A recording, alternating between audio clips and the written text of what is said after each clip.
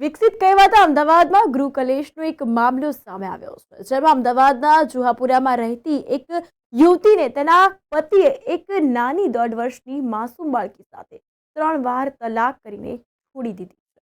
આ સાથે જ માહિતી મળી છે તે અનુસાર વાત કરીએ તો જુહાપુરાની એક પોસ્ટ ગ્રેજ્યુએટ થયેલી યુવતીની ફતેવાડી વિસ્તારમાં રહેતા સોહેલ અજમેરી સાથે લગ્ન થયા હતા અને યુવતીના કહેવા પ્રમાણે તેના પતિને અન્ય યુવતી સાથે સંબંધ હતો।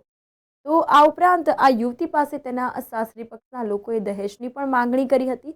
ત્યારે ન્યૂઝ ફોર ઇન્ડિયાની ટીમે આ યુવતીની મુલાકાત લીધી અને તેની પાસેથી સમગ્ર વિગતો મેળવી।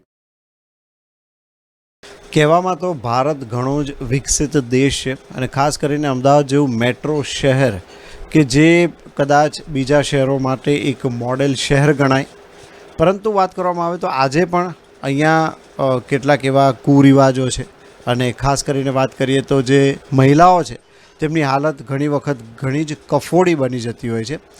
અમદાવાદના જુહાપુરાથી આવો જ એક કિસ્સો સામે આવ્યો છે કે જેમાં એક પરિણીતા કે તેમને હજી લગ્નને બહુ જ થોડો સમય થયો અને તેમના પતિએ અચાનક જ તેમને 3 વાર તલાક કીધા અને તેમને ઘરમાંથી કાઢી મૂક્યા, દહેજની પણ માંગણી કરી, માર પણ મારવામાં આવ્યો। સમગ્ર વિગત શું હતી તે આપણે તેમની પાસેથી જાણીશું। હું તમારું નામ તો નહીં પૂછું, પણ કેટલા વર્ષ પહેલાં લગ્ન થયા અને શું મામલો થયો હતો? મારા લગ્નને 2 વર્ષ થયા છે સર, અને મારા લગ્ન આમ તો બરાબર ચાલતા હતા, પણ 5-6 મહિના લગ્નને થયા અને મારા હસબન્ડનું અફેર મને ખબર પડી ત્યારથી એ લોકો મને બહુ જ હેરાન કરતા હતા। મારા સાસુ અને મારા નણંદને એ લોકો મને બહુ જ મેન્ટલી ટોર્ચર પણ કરતા હતા અને હું મારા હસબન્ડને જ્યારે અફેરનું પૂછું ને તો એ મને બહુ જ મારતા હતા।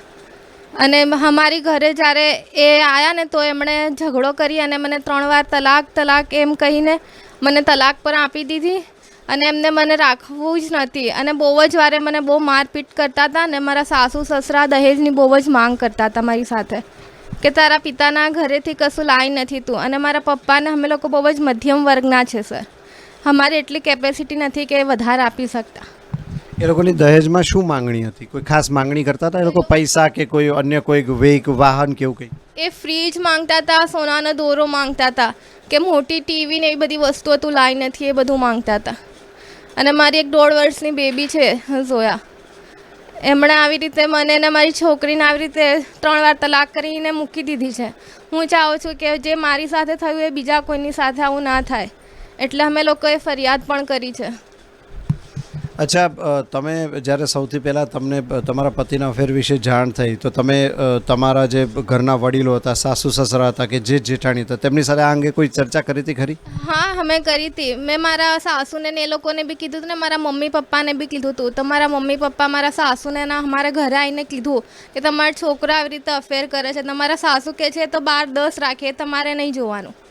અમારા સાસુ જ એમને વધારે કરતા હતા, એમને એ લોકોને ખબર હતી અફેરની, મારા સાસુને ને મારા સસરાને બી।